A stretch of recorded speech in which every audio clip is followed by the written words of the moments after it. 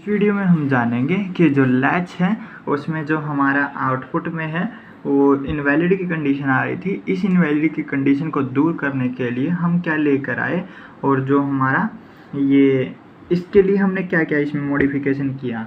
इसमें हमने सबसे पहले जो बनाया था वो नैंड गेट से और नॉर गेट से बनाया था, जिसकी नॉर गेट की आईसी नंबर थी 7402 और नैंड गेट की थी 7400 की। और यहाँ पर हमने आर को रखा था और इधर हमने एस को रखा था। वो भी मैंने लास्ट वीडियो में बताया था कि हमने ऐसा क्यों किया था। तो अब हम इसमें थोड़ा सा मॉडिफिकेशन करते हैं कि हमारा जो ये एस आर की तरह वर्क करे। ये देखिए हमने नैंड गेट को लगाया है और ये पीछे बबल लगाया, यानी कि ये नोट गेट है, एंड प्लस नोट, ये नैंड गेट हो गया। और जो हमारा आउटपुट निकलेगा इसमें से ये आउटपुट रहेगा, ये आउटपुट इधर रहेगा और जो आउटपुट है ये हमारा लास्ट वाले लैच के इनपुट में चला जाएगा।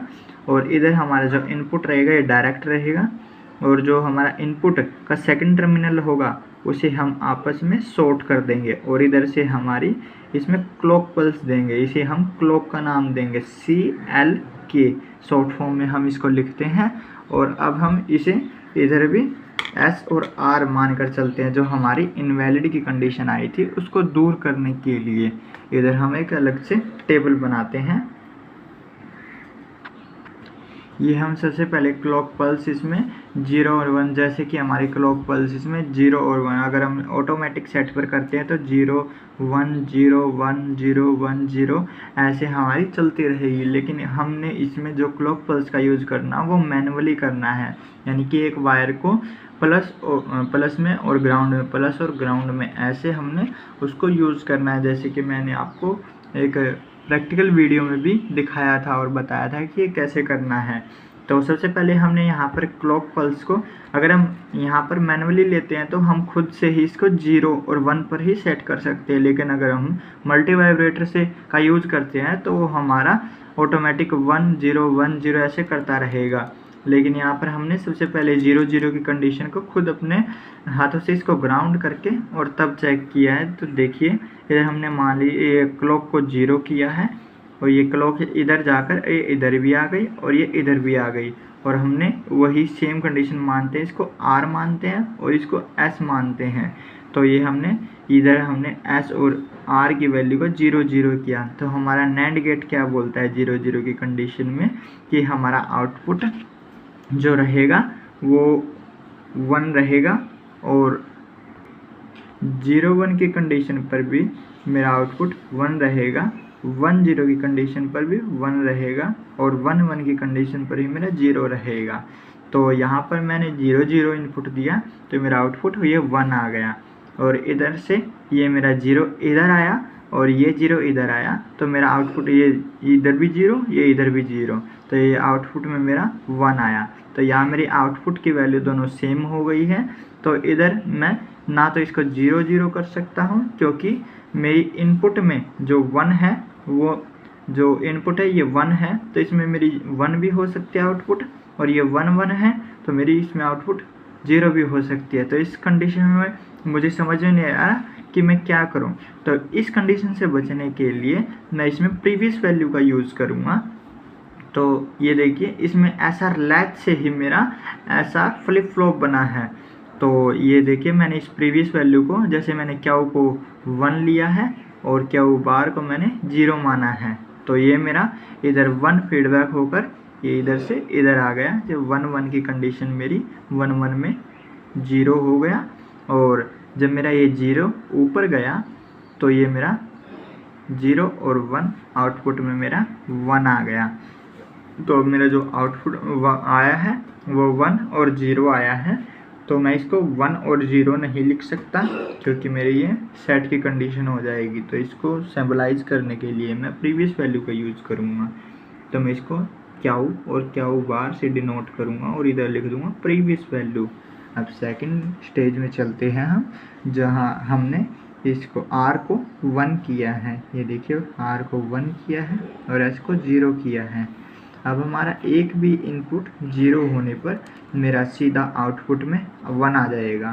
तो ये मेरा इनपुट 0 है क्लॉक, ये इधर से गया 1 और 0, ये देखिए 1 और 0 मेरा आउटपुट में 1 ही रहेगा, और ये 0 और 0 भी मेरा आउटपुट में 1 ही रहेगा। तो फिर से वही स्टेज मुझे अप्लाई करनी पड़ेगी, प्रीवियस वैल्यू लेनी पड़ेगी। तो ये मेरा 1 इधर गया, 1 और 1 जो मेरा रहेगा वो आउटपुट में 0 रहेगा, और ये 0 ऊपर गया, 1 और 0 मेरा आउटपुट में 1 आएगा। तो ये भी मेरी सेम कंडीशन रहेगी, और मैं अगर ऐसे ही चेक करता रहूं तो मेरी ये हर एक कंडीशन प्रीवियस वैल्यू यहाँ तक आएगी। ये देखिए प्रीवियस वैल्यू, यहाँ भी मेरी प्रीवियस वैल्यू आएगी।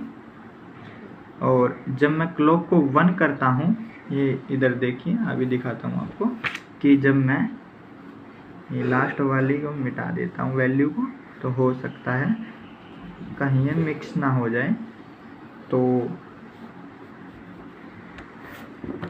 ये देखिए हमने क्लॉक को यहाँ पर 1 किया है, और जो मेरी अगली वैल्यू होगी तो मैं इसको S और R को मैं 0 0 पर सेट रखता हूँ। तो मैंने बताया था कि जब मेरी एक भी वैल्यू 0 होती है तो मेरा आउटपुट में 1 आ जाएगा। तो ये मेरी 0 यहाँ से गई और ये 1 यहाँ से गई, तो एक भी वैल्यू 0 हुई तो आउटपुट में 1 आ गया, और इधर भी ये 1 गई और इधर 0, तो भी मेरा आउटपुट में 1 आ गया। वही सेम कंडीशन हो गई। तो इधर फिर से मुझे प्रीवियस वैल्यू लेनी पड़ेगी, ये 0 मानता हूँ, या फिर मैं इसको उल्टा भी मान सकता हूँ। बहुत सारे बच्चों का ये सवाल होगा कि प्रीवियस वैल्यू को हम 1 0 0 1 कुछ भी मान सकते हैं। बिल्कुल हाँ, क्योंकि हम अगर इसे, जैसे मैंने लास्ट इसमें मैंने इसको 1 माना था, तो अब की बार मैं इसे 0 मानता हूँ और इसे 1 मानता हूँ। तो ये मेरा 1 फीडबैक ऊपर गया है, तो 1 और 1 यहाँ मेरा आउटपुट में 0 आया है, और ये 0 फीडबैक होकर इधर आया, तो 1 और 0 आउटपुट में मेरा 1 रहेगा। ये देखिए जो मैंने प्रीवियस वैल्यू लूँगा वही मेरी आउटपुट में मुझे मिलेगी। तो ये देखिए इधर मैं क्यू और क्यू बार से ही इसे प्रीवियस वैल्यू लिखूँगा।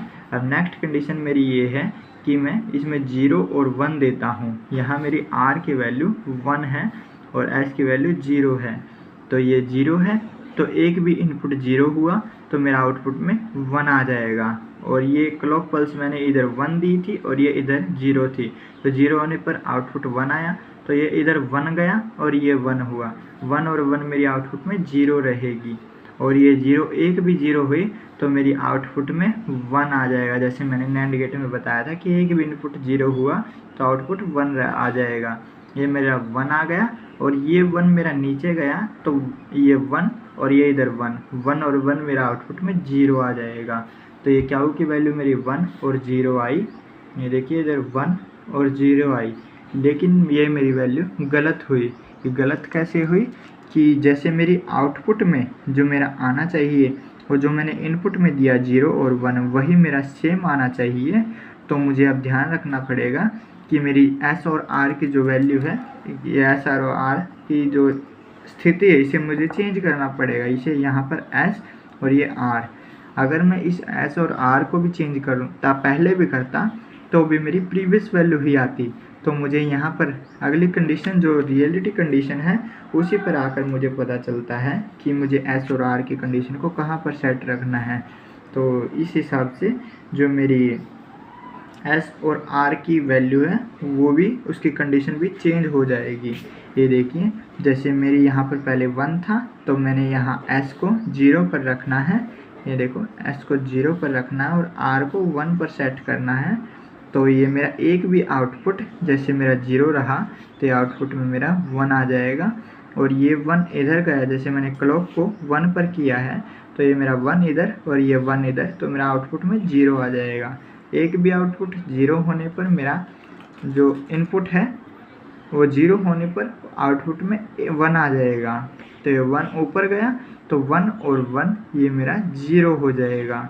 तो मेरी जो क्यू और क्यू बार की वैल्यू है वो 0 और 1 हुई है।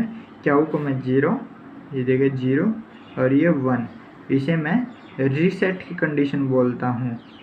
जब मेरी क्यू की वैल्यू 0 आती है और क्यू बार की वैल्यू मेरी 1 आती है तो मैं इसे रीसेट की वैल्यू बोलूँगा। और जब मैं नेक्स्ट कंडीशन को चेक करता हूँ तो मेरी क्लॉक को 1 ही रखेंगे, और ये 1 और 0, और S को मैं 1 करूँगा, S को 1 और R को 0। तो ये मेरी कोई भी एक वैल्यू 0 हुई तो मेरा आउटपुट में 1 आ जाएगा, जैसे मैंने कि आपको बताया था। ये देखिए 1 आ गया, और ये मेरा इनपुट में देखो ये 1 है और ये क्लॉक भी इधर से 1 गई तो मेरा आउटपुट में 0 आ जाएगा।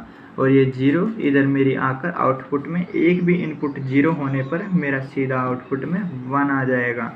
और ये 1 इधर आता है तो 1 और 1 मेरा 0 हो जाएगा। तो इसमें मुझे प्रीवियस वैल्यू लेने की ज़रूरत नहीं पड़ी क्योंकि मेरा डायरेक्टली इसमें आंसर आ रहा है।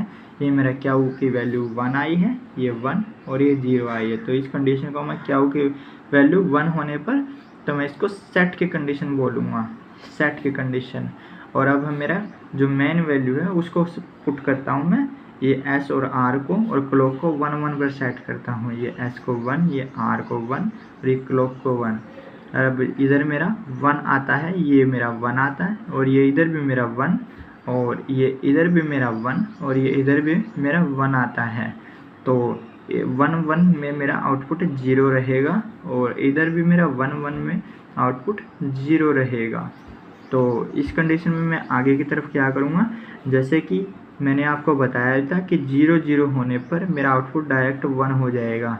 लेकिन इस कंडीशन में इधर मेरा, जैसे कि मैं ऐसे भी लिख सकता हूँ कि नैंड गेट से मेरा डायरेक्ट आउटपुट 1 आ गया और ये इधर 1 आ गया। लेकिन इसको सॉल्व करने का एक और सेकंड मेथड, ये देखिए, जैसे मेरा ये 0 ये 1 हो गया और ये 1 इधर आया तो 0 और 1 मेरा आउटपुट में 1 हो गया, और ये 1 ऊपर गया तो मेरा 0 और 1 मेरा आउटपुट में 1 हो गया। ऐसे इसको लैच को चलाते रहेंगे तो हमारा वही आउटपुट सेम आएगा। तो जो मेरा आउटपुट आया है वो 1 और 1 की कंडीशन आया है, ये 1 और 1, जिसे हम इनवैलिड कंडीशन बोलेंगे, इनवैलिड की कंडीशन बोलेंगे।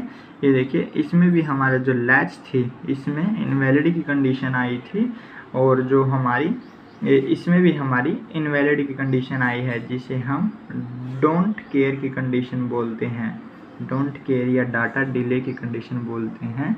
तो इसे दूर करने के लिए हमारे आगे भी बहुत सारे जो SR फ्लिप फ्लॉप हैं वो आए हैं, JK फ्लिप फ्लॉप हैं वो आए हैं। तो थैंक यू।